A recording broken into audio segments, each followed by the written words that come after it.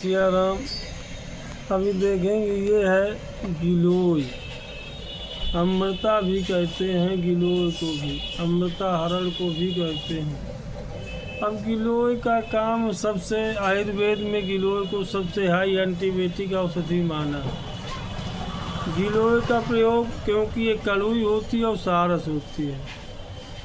चाहे पित्त कुपित हुआ हो, चाहे कफ कुपित हुआ हो, चाहे वायु कुपित हुई हो, तीनों को कुपित को शांत करने के लिए प्रयोग किया जा सकता है। इनको मिलाने के लिए अन्य द्रव्य भी मिलाए जा सकते हैं या अकेले भी इसको लिया जा सकता है। यदि अकेले लेना है तो ताज़ी गिलोय लाए, उसे कूट कर शाम को पानी में भिगो दें, सुबह पर मसल का छान ले, थोड़ी सी शक्कर मिला के इसे पी लें।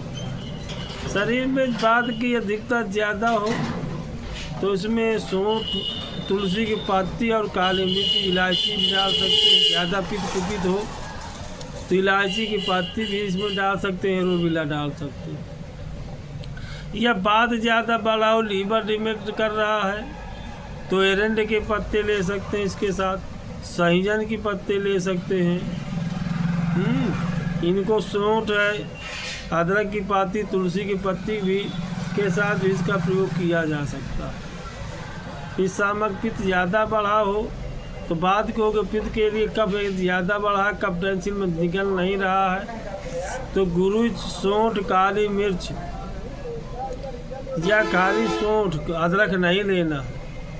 या जिनको प्यास ज़्यादा लगती हो, मुंह सूखता रहता हो, टेम्परेचर बढ़ा हो तो गिलोय के काढ़ा को पीपली के साथ लेनी चाहिए। छोटी एक पीपर को पीस कर शहद के साथ चाट ले, ऊपर से इस गिलोय को क्वाथ को पी ले तो उनके लिए भी यह उत्तम निरापद औषधि गिलोय की है। क्योंकि लोग गिलोय के लिए सिर्फ ज्वर रोग में ही जानते हैं, परंतु गिलोय को अमृता कहते हैं। वात, पित्त, कफ तीनों को बैलेंसिंग करने के लिए इनका प्रयोग किया जा सकता है। इसकी लकड़ी का भी प्रयोग कर, इसके पत्तों का भी प्रयोग करते हैं, परंतु सबसे उत्तम गिलोय नीम की मानी जाती है। उससे मध्यम जो किसी भी बेल पर चढ़ी हो वो अत्यम, परंतु गिलोय का संपर्क भूमि से न हो तो वो अच्छी मानी जाती है।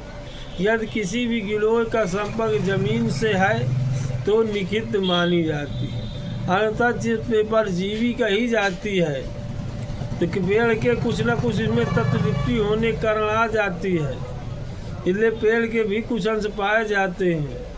इसलिए किसी रोगी को भी किसी वृक्ष की औषधियों को दिया जा सकता है, ठीक, उसमें किसी प्रकार का कोई दोष नहीं है। परंतु हम लोग सबसे उत्तम जो है नीम की हो, लभेर की हो जिसे लसोरा कहते हैं, पीपल बरगद की हो, बम्बूल की हो, किसी भी वृक्ष की ली जा सकती है, कोई दोष नहीं लगता है।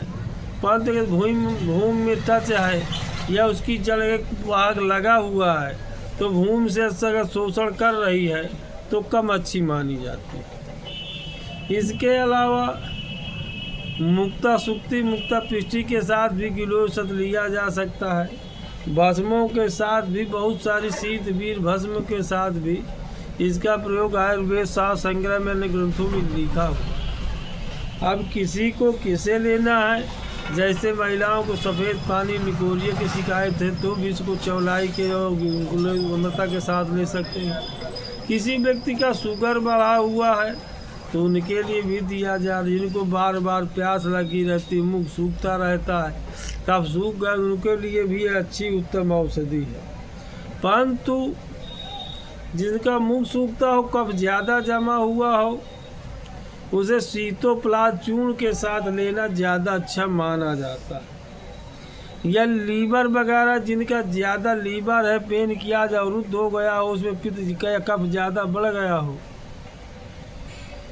तो इसके साथ गिलोय के साथ भी और दूसरी कड़वी वस्तु कोई मिला सकते हैं, नीम या चिरायता या कुटकी, ठीक, इनमें से किसी एक द्रव्य को डाल सकते हैं। पुनर्नवा है, मकोई है, एरोविला, इनमें से किसी एक द्रव्य को ले सकते हैं। अगर तीनों द्रव्यों को समान मात्रा में बना कर लेंगे तो बहुत उत्तम रहेगा।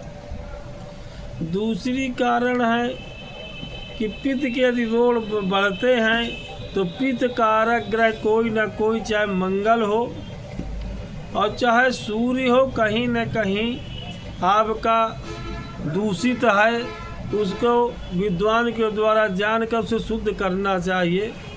चाहे कफ में पित्त हो, चाहे वात में पित्त हो, चाहे वायु में पित्त हो, चाहे रस में पित्त हो, चाहे रक्त में पित्त हो, रस, रक्त, मांस, मेद, अस्थि और भीर सभी धातुओं में हो तो उनको सबको सही करती है, क्योंकि ये गिलोय को अमृता वर्ग में माना जाता है। और व्याधि नाश में इसका होम और क्वाद किसी भी व्याधि को नष्ट करने की क्षमता इसमें होती है।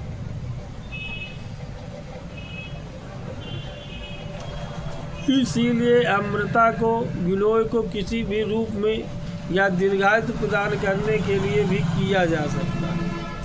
इसी प्रकार का जो किसी व्यक्ति को अंग्रेजी दवा खाते खाते बहुत दिनों से और दवाइयाँ खाने से उसे गर्मी, ऊर्जा, बेचैनी बनी रहती है, कब्ज रहना रहता है, और एंटीबायोटिक खाते खाते बेटिंग ख़त्म हो गए, बेड रेस्ट का समय आ चुका, उसको अंग्रेजी दवा का एंटीबायोटिक दवा खाते खाते जिसका बेटिंग का समय आ चुका हो, समाप्त हो चुकी हो, तो उस व्यक्ति को अमृता अवश्य लेना चाहिए, परंतु प्रकृति और स्वभाव के अनुसार ले। किसी योग विद्वान से उसको सलाह कर ले जो आयुर्वेद का जानकार, गूगल में सर्च करने वाला नहीं।